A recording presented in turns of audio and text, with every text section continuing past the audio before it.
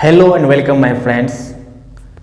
आज हम लोग मौर्य वंश के बाद मौर्योत्तर काल यानी कि पोस्ट मौर्यन पीरियड को देखेंगे। और इसको पढ़ने से पहले हम लोग इसकी जो बैकग्राउंड था, इसका जो बैकग्राउंड था उस पर बात कर लेते हैं। क्योंकि अशोक जो कि कलिंग को विजय करने के बाद बौद्ध धर्म को अपना लेता है उपगुप्त से दीक्षा लेकर के, और बौद्ध धर्म का जो एक धम्म नीति जिसको बोलते हैं उन्होंने, जिसमें कि सारे एक मानवतावादी एक नीति था, यानी कि सारे धर्मों का एक निचोड़ था, एक सारांश था अशोक का धम्म नीति, जिसमें कि पशु बलि और जो भी युद्ध है इन सब पर रोक लगा दिया गया था। और इसी नीति के तहत उन्होंने कर्मकांड और यज्ञों पर भी रोक लगा दिया था, जिससे ब्राह्मण जो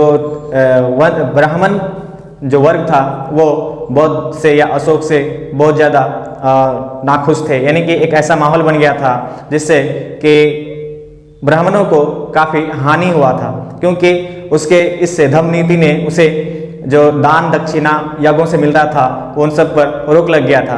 तो वो एक ऐसा नीति या ऐसी व्यवस्था चाह रहे थे ब्राह्मण जिससे कि उसका पक्ष हो, जिसमें कि उसका पक्ष हो या उसका जो लाभ हो उसे। तो इसलिए कहा जाता है कि जैसे ही मौर्य वंश का पतन होता है, यानी कि अशोक के बाद जो भी स्थिति पैदा होती है उसमें जो ब्राह्मण हैं वो इसको पूरी तरीके से नष्ट कर देते हैं। यानी कि जो बौद्ध धर्म के भिक्षु हैं या फिर जो बौद्ध धर्म के मानने वाले हैं उनका वो घोर विरोध करते हैं, और वो फिर अपना एक नया वंश यानी कि ब्राह्मण वंश को स्थापित करते हैं। यहाँ पर हम मौर्योत्तर काल में 4 ब्राह्मण वंश को पढ़ेंगे, जिसमें पहला है शुंग वंश, दूसरा है कानाव वंश, और तीसरा है वो आंध्र का सातवाहन वंश, और लास्ट जो है ब्राह्मण वंश उसको वकाटक, जिसके बारे में बहुत कम जानकारी है। तो सबसे पहले हम लोग देखेंगे पुष्यमित्र शुंग ने जो स्थापित किया था, जिस वंश का स्थापना किया था शुंग वंश का। तो कहा जाता है कि अशोक के मृत्यु के बाद जो यानी कि अशोक का जो पीरियड था वो पीक पीरियड था मौर्य वंश का। उसके बाद से उसका डिक्लिनेशन यानी कि उसका पतन होना शुरू हो जाता है, क्योंकि उस तरह का प्रतापी शासक या शक्तिशाली शासक फिर नहीं देखने को मिलता है। और इसका रीजन बताया जा रहा है कि अशोक का धम्म नीति, जिसने कि युद्ध पर रोक लगाने की वजह से ये जो है वंश चौपट हो गया। कहा जाता है कि जो मौर्य वंश का अंतिम शासक था बृहद्रथ, उसकी हत्या कर दिया जाता है उसके सेनापति के द्वारा, पुष्यमित्र शुंग के द्वारा। यानी कि जब वो निरीक्षण करवा रहे थे सैनिकों का, उसी दौरान पुष्यमित्र शुंग लोगों के सामने में ही उसको मार देते हैं, उसका हत्या कर देते हैं, और बलपूर्वक फोर्सफुली जो है वो मगध सिंहासन पर बैठ जाता है। और उसके बाद जो स्थापना करता है, उसके बाद से हमको 4 ब्राह्मण वंश देखने को मिलता है। तो आइए देखते हैं सबसे पहले शुंग वंश, जिसका स्थापना 185 ईस्वी पूर्व में हुआ था, और यह जो है 73 BC तक यानी कि लगभग 112 साल जो है इन्होंने शासन किया था। और मौर्य वंश जो है लगभग 135 वर्षों तक शासन किया था। जो मौर्य के जो सेनापति थे पुष्यमित्र शुंग, उन्होंने शुंग वंश की स्थापना करता है, और जिसका राजधानी या तो विदिशा या फिर पाटलिपुत्र होता है। और इसमें इस वंश के अगर जानकारी जो है, शुंग वंश की जानकारी का जो स्रोत है वो पुराण है, हर्षचरित है, जैसे कि वान भट्ट ने लिखा है, पतंजलि का महाभाष्य, कालिदास का मल विकाग्नि मित्रम, कालिदास जो है गुप्त पीरियड का है, उसके भी कृति जो रचना है मल विकाग्नि मित्रम और दिव्यवादन, कुछ ग्रंथ हैं जिससे कि हमें शुंग वंश के बारे में जानकारी मिलती है। पुष्यमित्र शुंग ने 2 बार यवन से लड़ाई किया था, युद्ध किया था यवनों से। और जो फर्स्ट युद्ध था उसमें जो सेना का नेतृत्व कर रहे थे, जो सेनापति था वो डिमेट्रियस था। और सेकेंड युद्ध जो कि यवन के साथ लड़ा गया था, जिसमें पुष्यमित्र शुंग के पौत्र वसुमित्र ने सेनापति के रूप में सेना का नेतृत्व किया था, और जिसने मेनांडर को हराया था, यवन सेनापति मेनांडर को हराया था। और इसके बारे में मल विकाग्नि मित्रम, जिसमें पुष्यमित्र शुंग के बारे में 2 यज्ञ कराने का विवरण मिलता है। जिसको पतंजलि ने इस यज्ञ को कराया था। उसके बाद B.S. Smith, N.N. Ghosh, Majumdar, N.G. Majumdar और इन लोगों के अनुसार पुष्यमित्र शुंग जो थे वो बौद्ध धर्म के विरोधी थे। उन्होंने कहा जाता है कि अशोक ने जो 84,000 स्तूपों का जो निर्माण किया था उसका वो सर्वनाश कर देते हैं, यानी कि उसको नष्ट कर देते हैं। और वो ऐसा ऐलान करते हैं कि जो भी एक भिक्षु का सिर ला करके देगा उसे 100 दिनार उपहार स्वरूप दिया जाएगा। वो इतना बौद्ध धर्म का विरोधी था। पुष्यमित्र सिंह का जो उत्तराधिकारी हुए वो अग्निमित्र, जो कि कालिदास का जो रचना है मलविकाग्निपुत्रम उसका नायक था। और मलविकाग्निपुत्रम जो है मलविका और अग्निमित्र दोनों का जो है लव स्टोरी बेस्ड बुक है।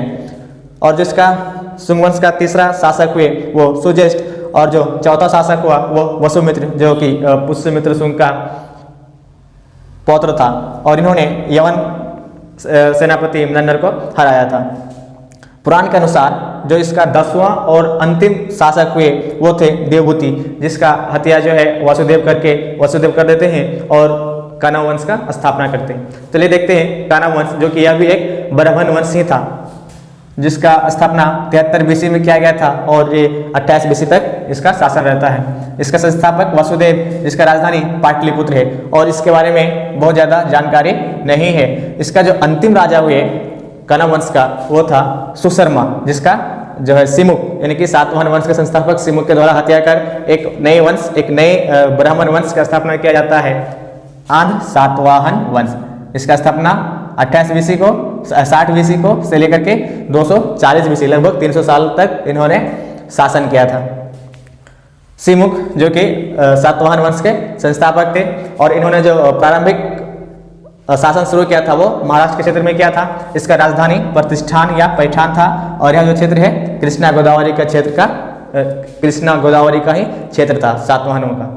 उसके बाद हाल, जो कि सातवाहन वंश का एक प्रमुख शासक गुजरे, मत्स्य पुराण के अनुसार यह 17वां शासक था, जिसका एक रचना है गथा सप्तशती, जो कि प्राकृत भाषा में और ब्राह्मी लिपि में लिखा गया था।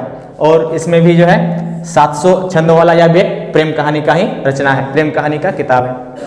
उसके बाद पुराण के अनुसार 23वां जो शासक हुए सातवाहन वंश का वो था गौतमी पुत्र सतकर्णी, जो इन्होंने ये भी एक प्रतापी शासक गुजरे, और इन्होंने कई उपाधि लिया था, वेंकटक स्वामी, राजा राम, विंध्य नरेश। इसके अलावा और भी बहुत सारे इन्होंने उपाधियों का धारण किया था। इन्होंने यानी कि गौतमी पुत्र सतकर्णी ने शक, यवन, पल्लव, चहरत आदि को पराजित कराया था। और इन्होंने चांदी के सिक्कों पर अपना नाम खुदवाया था। शून्यवाद संप्रदाय का प्रवर्तक नागार्जुन, वो गौतमी पुत्र सतकर्णी के ही समकालीन था। इन्होंने चांदी के सिक्कों पर अपना नाम खुदवाया था। और इस वंश का जो सबसे अंतिम प्रतापी शासक हुए, जो कि पुराण के अनुसार 27वां शासक थे, वो यज्ञश्री सतकर्णी थे। और इसका जो अंतिम शासक हुए सातवाहन वंश का वो था चतुर्थ पुलवामी। इस वंश ने यानी कि सातवाहन वंश में जो सर्वाधिक जो सिक्के जारी किए गए थे वो शीशे के सिक्के जारी किए गए थे। इसके अलावा प्रोटीन, तांबा और कांसा के भी सिक्के जारी किया था सातवाहन वंश ने।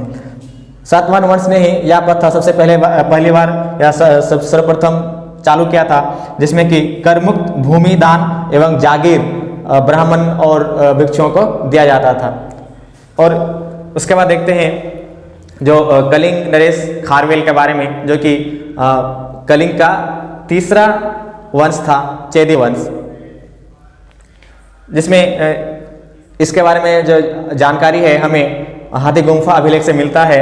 और ये एक जैन अनुयायी था। इन्होंने मगध पर हमला किया था और जिन शीतल की मूर्ति को इन्होंने वापस कलिंग लेके गया था। जैसे कि शुंग वंश के जो संस्थापक थे महापद्मनन, उन्होंने उसे लूट कर लाया था।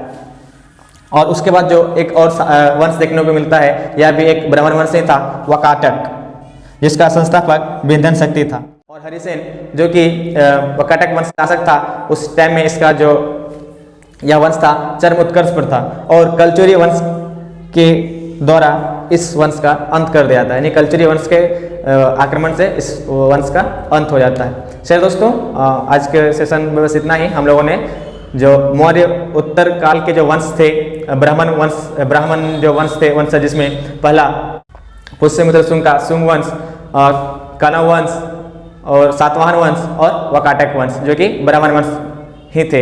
इसके बाद हम लोग जो अगले सेशन में मिलेंगे तो हम लोग देखेंगे कि जब मौर्य वंश का पतन होता है तो जब छोटे छोटे राज्य जो है उभरते हैं, जिसमें हम लोगों ने देखा यहाँ पे, तो विदेशियों का जो आक्रमण होता है उसका सामना करने के लिए कोई शक्तिशाली राजा नहीं होता है और इसमें कई विदेशी इसमें आक्रमण करते हैं। तो हम लोग उसको बाद में देखेंगे। तो चलिए दोस्तों, आज के इस टॉपिक को यहीं पर खत्म करते हैं। अगर आप हमारे चैनल में नए हैं तो प्लीज़ सब्सक्राइब करें, लाइक करें और दोस्तों में शेयर करें। Thank you.